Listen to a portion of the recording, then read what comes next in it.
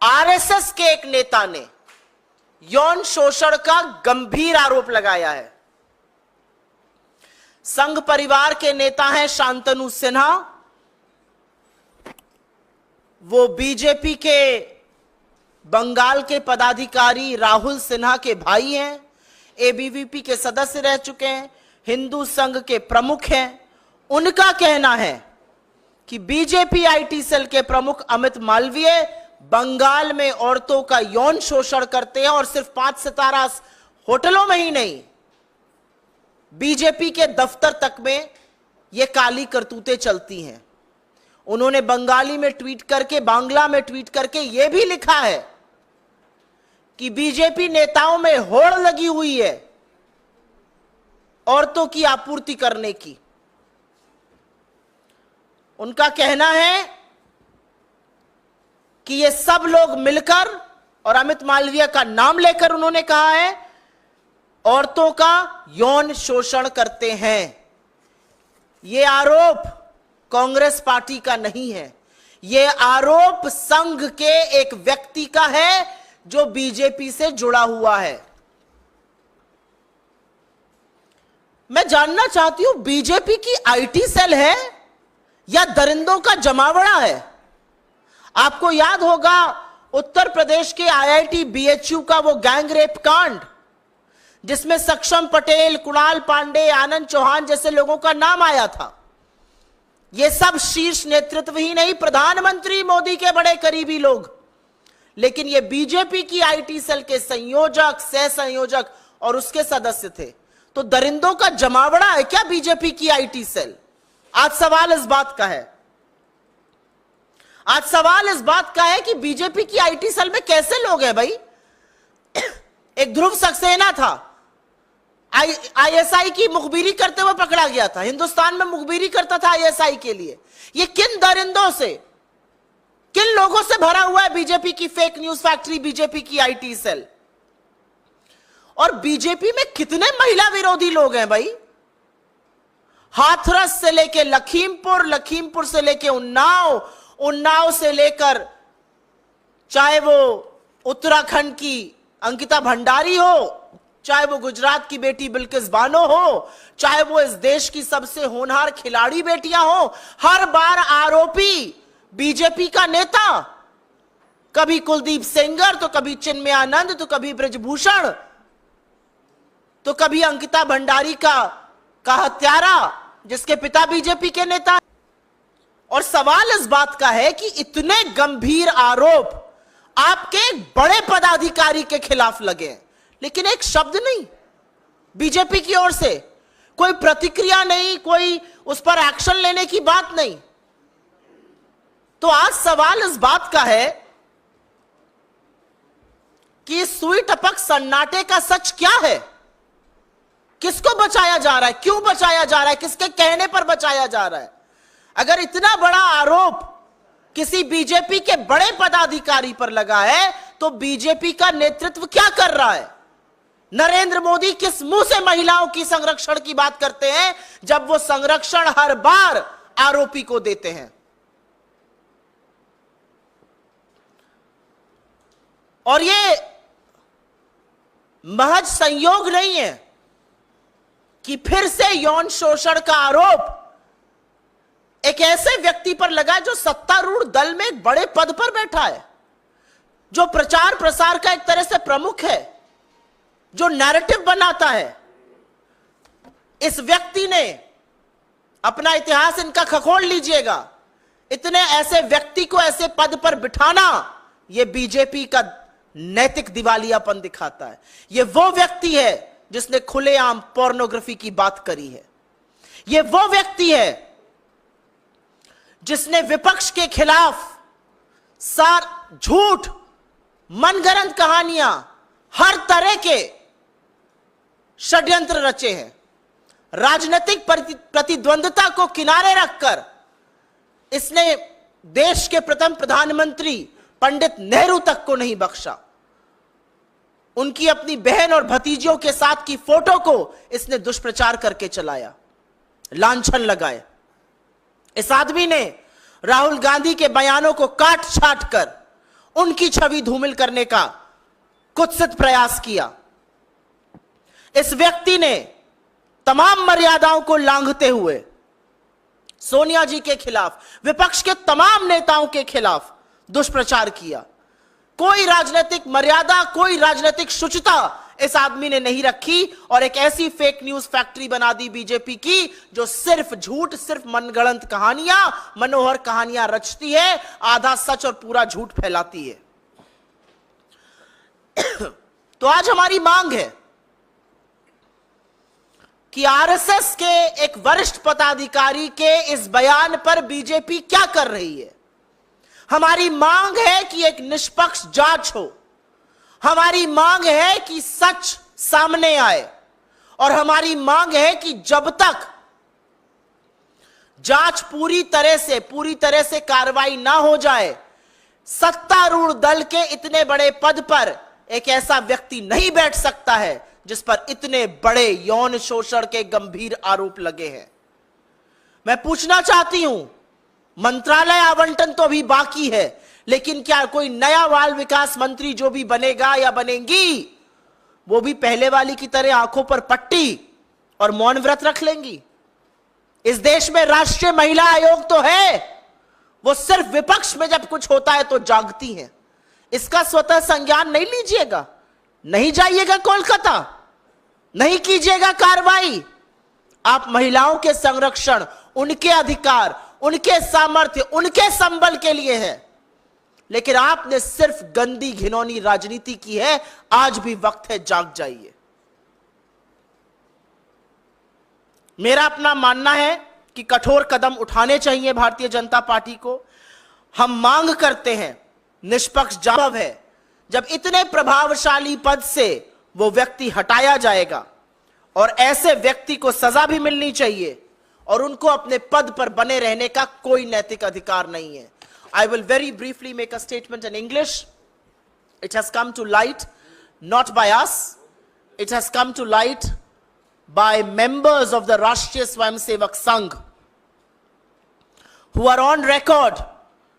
A gentleman by the name of Shantanu Sinha, related to Rahul Sinha, an office bearer of the BJP in Bengal, a member of the ABVP, a prominent member of the RSS there, has said that the BJP IT cell head, the fake news factory that Mr. Amit Malviya runs, he has alleged that Mr. Amit Malviya has indulged in nefarious activities. He has indulged in sexual exploitation of women, not just in five-star hotels, but in BJP offices in Bengal. And the only thing that we seek of the BJP is justice for women finally. Whether it is Hathras or Lakhimpur or Shahjahanpur or our most decorated athletes or Uttarakhand or Bilkis Bano, the Prime Minister has consistently given political patronage and support to perpetrators of the crime. It's high time you stand with women. It's high time you stand with India's daughters. And unless and until you do not answer their plight, you have no business to be in power.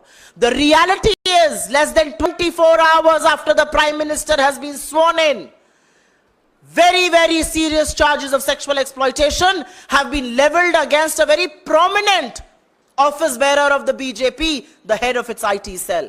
But is it to anybody's surprise? The IIT BHU gang rape, if you remember, and the three people involved, Saksham Patel, Kunal Pandey and Anand Chauhan, all members of the BJP IT cell, all extremely close to senior leaders of the BJP, including Narendra Modi. This is a pattern. It's a pattern, whether it's Kuldeep Singh Sengar or Chinmayanand or Brij Bhushan or Ankita Bhandari's murderer who killed and who gang raped Bilkis Bano and her family. It's a pattern. They're all BJP leaders and each one of them has been protected by Narendra Modi. And so today we seek the immediate removal of Amit Malviya from his position. It's an extremely influential position. It's a position of power, and there can be no independent inquiry. There can be no independent probe. There cannot be justice unless and until he doesn't get removed from his position. He cannot continue in that position of authority and influence if justice indeed has to be done. He is the same man who has perpetrated one lie after the other He has not maintained any decency in public life. He has not even spared India's first Prime Minister, Nehru. He has publicized and maligned Nehru for images with his sister and his niece. He has cut and snipped Rahul Gandhi's media bites, his statements, his addresses. He has crossed every limit of morality and decency in public life when he leveled charges against opposition leaders. And a man like this is influential within the BJP system, and we want his immediate removal for independent probe to happen. We only hope that the Prime Minister will learn some lessons in the 63 seats that he lost. The Prime Minister will learn humility. The Prime Minister will learn that he cannot consistently stand with people who exploit women. And we hope that the new Minister for Women and Child Development is not going to be a mute bystander to women's plight. We do hope the National Commission for Women will finally find their voice, their conscience and their morality, and will take suo motu cognizance of this matter and will take the first flight available to Kolkata. That's what we demand. The justice can only be done if indeed this man is removed from his position of authority and power. आपके सवालों का स्वागत है. पहले मैं suo motu सवालों का जवाब दूंगी. शुक्ला नहीं सिन्हा जो आरोप लगाए हैं कि ऐसा सिर्फ 5 स्टार होटल नहीं, बंगाल के भाजपा कार्यालय में वो साथ ही साथ उन्होंने ये कहा कि बंगाल नेताओं में ऐसी प्रतियोगिता चलती है, कौन नेता कितनी अधिक लड़कियां आपूर्ति करते अच्छा पद हासिल करे. जी हां, और मुझे ऐसा लगता है कि ये आरोप विपक्ष के किसी नेता ने नहीं लगाए हैं, नहीं तो इस पे बीजेपी कहती कि हम विपक्ष की राजनीति कर रहे हैं. यह आरोप संघ के एक बड़े पदाधिकारी ने लगाए हैं, जिसका भाई बीजेपी का पदाधिकारी है, जो बंगाल में है, जिसने बांग्ला में सब कुछ लिखा है. तो हम ये पूछना चाहते हैं कि बीजेपी किस चीज का इंतजार कर रही है? क्यों आपकी आईटी सेल ऐसे दरिंदों से, ऐसे देशद्रोहियों से, ध्रुव सक्सेना जैसे लोगों से, सक्षम पटेल जैसे लोगों से, अमित मालवीय जैसे लोगों से भरी पड़ी है? इस देश की आधी आबादी आपसे पूछ रही है, 63 सीटें हारने के बाद क्या आपके अंदर की नैतिकता जागेगी? ये पूछना चाहती है इस देश की आधी आबादी, या फिर से एक आरोपी एक दरिंदे के साथ खड़े होकर उसको संरक्षण दीजिएगा? मैं जानना चाहती हूं जो औरतों के नाम पर गंदी राजनीति करते हैं, क्या वो वहां जाएंगे? क्या इसका संज्ञान लेंगी नेशनल कमीशन ऑफ वुमेन की चीफ, या आंखों पर पट्टी और मुंह में दही जमाए चुप और मौन व्रत ले लेंगी? आज सवाल इस बात का है. कोई और सवाल इस पर? मैम, 2 दिनों से टीएमसी भी इस मसले को उठा रही है और वहां पर राज्य में टीएमसी की सरकार भी है जो आपकी सहयोगी है. तो क्या अब तक इस मामले में एफआईआर दर्ज हुई है, और क्या आप मांग करेंगी कि जांच के लिए इसमें अमित मालवीय की गिरफ्तारी हो? मेरा अपना मानना है कि बंगाल में जो सरकार है और जिसकी प्रमुख ममता बनर्जी जी हैं, वो जरूर इस मसले का संज्ञान ले रही हैं और जरूर इस पर कानूनी और पुलिस कार्रवाई होगी. अगर एक व्यक्ति इतने गंभीर आरोप लगा रहा है बीजेपी के एक प्रमुख पदाधिकारी पर, तो आपके सामने 2 औचित्य हैं. या तो बीजेपी आए और पूरे दमखम के साथ कहे कि यह आरोप गलत है, हम इनको सिरे से खारिज करते हैं, जिसने आरोप लगाया है हम उसके खिलाफ कानूनी कार्रवाई करेंगे, करें मानहानि का दावा. या तो बीजेपी ये करे, या बीजेपी थोड़ी सी नैतिकता दिखाए, सामने आए और बोले गंभीर आरोप है, देश की आधी आबादी के खिलाफ है, आरोप बहुत संगीन है, जो व्यक्ति इतने इन्फ्लुएंशियल पद पर बैठा है पहले उनको उनके पद से मुक्त किया जाएगा, एक इंडिपेंडेंट जांच की जाएगी और उसके बाद आगे की कार्रवाई होगी. यही 2 रास्ते हैं बीजेपी के पास. लेकिन बीजेपी की ओर से आपको सुई टपक सन्नाटा सुनाई दे रहा है. साए साए एक शब्द नहीं बोल रही है भारतीय जनता पार्टी. ना वो ब्रजभूषण पे बोलते हैं, ना वो कुलदीप सिंह सेंगर पे बोलते हैं, ना वो चिन्मयानंद पर बोले, ना वो हाथरस पे बोले, ना वो लखीमपुर के चीरहरण पे बोले, ना वो अंकिता भंडारी पर बोले, ना वो आईआईटी बीएचयू पर बोले, ना वो बिल्किस बानो पर बोले. लेकिन इस देश ने आपको दिखाया, इस देश की महिलाओं ने आपको दिखाया, आप जिसको अपनी जीत बनाकर चल रहे हैं वो निर्णायक नैतिक हार है. और बहुत कारणों से हुई। उसमें से एक कारण यह भी था कि आप इस देश की आधी आबादी के तिरस्कार में और हर वक्त संरक्षण आरोपियों को देने में खड़े होते हैं। कोई और सवाल इस पे? कोई और अन्यथा सवाल?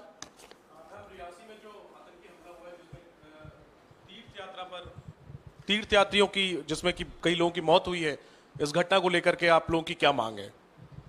हम सबसे पहले तो अपनी श्रद्धांजलि उन सब लोगों को देते हैं जिनकी जान गई, उन सब परिवारों को हमारी संवेदनाएं, जो घायल हुए उनके शीघ्र स्वास्थ्य लाभ की हम प्रार्थना करते हैं। हम बिना लाग लपेट के एक बात डंके की चोट पर कहते हैं कि हिंसा और आतंकवाद के खिलाफ यह देश एकजुट होकर खड़ा है। कोई फर्क नहीं पड़ता किसकी सरकार है या नहीं है, लेकिन आतंकवाद के खिलाफ हिंसा की लेश मात्र इस देश में जगह नहीं है और हम उसकी भर्त्सना करते हैं और उनको कायर बुलाते हैं। श्रद्धालुओं की बस पर हमला करने वाले कायर हैं और कुछ नहीं। लेकिन इस बात की बहुत गहन चिंता है कि बड़े बड़े दावे और डींगे हाँकने वाले आज इस बात का भी जवाब देना पड़ेगा कि क्या है सुरक्षा व्यवस्था जम्मू कश्मीर की। पहले तो घाटी में ऐसी वारदातें होती थी, अब जम्मू में हो रही हैं। तो आज सवाल यह भी पूछा जाएगा कि आपने हिम्मत नहीं दिखाई चुनाव लड़ने में, आप श्रीनगर से भाग गए, आप बारामूला से भाग गए, आप अनंतनाग राजौरी से भाग गए, लेकिन आप अब बताइए कि कानून व्यवस्था इतनी ध्वस्त क्यों है? श्रद्धालुओं की इस निर्मम हत्या का जिम्मेदार कौन है? आज इस बात पर भी सवाल उठेगा। मैम, सुरेश गोपी हैं एकमात्र बीजेपी सांसद केरला से। उन्होंने कल ओथ ली और अब वो कह रहे हैं उनको फिल्मों में काम करना है और कंटिन्यू नहीं करना है मिनिस्टर के तौर पर। कई लोग ये कह रहे हैं ये मौकरी है मैंडेट का जो मिला है और बीजेपी ने अपना होमवर्क नहीं किया था उनको उससे पहले। नहीं, ये मॉकरी ऑफ मैंडेट और होमवर्क नहीं करना तो एक बात है, ये तो हम तो शुरू से कह रहे हैं तमाम बैसाखियां हैं, अब बैसाखियां बवाल मचाएंगी। आपने कल सुना अजीत पवार जी को, आपने कल सुना प्रफुल्ल पटेल को, आप सुन रहे हैं अभी श्री गोपी को। अभी तो देखिए आगे आगे क्या होता है। अभी देखिएगा जो एक मुद्दा प्रधानमंत्री ने निर्लज्जता से जिस पर झूठ बोला पूरे देश पर, टीडीपी उसके साथ मुस्तैदी से खड़ी है। क्या आज नरेंद्र मोदी की हिम्मत है कि वह चंद्रबाबू नायडू को बुलाकर कहें आप मुजरा क्यों कर रहे हैं? है हिम्मत नरेंद्र मोदी के अंदर यह कहने की? क्या विश्वसनीयता है ऐसे प्रधानमंत्री की? क्या नैतिकता है अपने पद पर बने रहने की? 63 सीटें आप हार गए, इस देश ने आपको नकार दिया। अब नाक रगड़ के आप एक तिहाई प्रधानमंत्री बनकर एक अल्पमत इसकी कोalition की सरकार चला रहे हैं। आपने जिस नीतीश के डीएनए पर सवाल उठाया था, आज आप उनके सामने नतमस्तक होके पड़े। तो आज पूछना पड़ेगा ना आपसे। आपका सांसद कहता जी मुझे बनना ही नहीं है, मैं बनना ही नहीं चाहता हूं, मैं तो पिक्चरों में काम करना चाहता हूं। ये इस देश के लोकतंत्र का मखौल है और इसका सबक जनता अभी और आने वाले दिनों में सिखाएगी। अभी तो जनता ने खड़े होकर सिखाया है सबक। बस आपके अहंकार का अंत होगा, ये जनता ने मैसेज दे दिया है। समझने वाला समझेगा, जो ना समझे वो अनाड़ी है। लेकिन जो खींचतान है वो तो अभी मंत्रालयों को लेकर, पोर्टफोलियो को लेकर, कैबिनेट या एमओएस को लेकर अभी देखिएगा क्या क्या होता है। जो व्यक्ति अपनी मनमर्जी से, जो व्यक्ति तुगलकी फरमानों से, जो तानाशाही से, जो मन में आया माय वे और द हाईवे की सरकार चलाता था, अब उसको सबक सिखाएंगे इनके घटक दल, सबक सिखाएगी इस देश की जनता, सबक सिखाएगा कोalition का धर्म। मोदी जी एक बात नहीं जानते हैं और वो एक बात नहीं कर सकते हैं, वो समन्वय नहीं बना सकते हैं क्योंकि वो लोगों की बात नहीं सुनते हैं। तो देखिएगा इसका क्या हश्र होगा। जी सुप्रिया जी, जो कल की घटना हुई जिस कश्मीर में, जिस पर आप भी सवाल उठा रही हैं, लेकिन ये आतंकी घटना है, लेकिन इसको एक वैसी घटना, सामान्य घटना बताने की कोशिश की गई और ऑफिशियली ट्वीट भी हुआ है पीएमओ से। तो क्या लगता है कि एक आतंकी घटना को छुपाने की कोशिश की गई है? क्योंकि कल मुझे नहीं पता, आपको पता है कि नहीं ये बात। अगस्त 2019 से, और मैं आपको बोलती हूं होमवर्क करिएगा, आप सब करिएगा, नरेंद्र मोदी का ट्विटर हैंडल खोलिए, पीएमओ का ट्विटर हैंडल खोलिए। अगस्त 2019 से आतंक में हमारे जवान शहीद हुए, हमारे ऑफिसर शहीद हुए, पुलिस के लोग शहीद हुए, लेकिन नरेंद्र मोदी ने श्रद्धांजलि का एक शब्द तो छोड़ दीजिए, उन हमलों का संज्ञान तक नहीं लिया। अगस्त 2019 के बाद से यह पैटर्न है नरेंद्र मोदी का, और आज आतंकी हमले को ढकने की, तोपने की, उस पर लीपापोती की कोशिश बेकार है। आतंकी हमले के खिलाफ यह देश एकजुट होकर खड़ा है। आतंकियों को यह बात पूरी तरह से समझानी होगी कि आपकी हिंसा और आपकी नफरत के खिलाफ यह देश एकजुट है। ऐसी जरूरत कीजिएगा मत। हो गया? बहुत धन्यवाद आप लोगों का।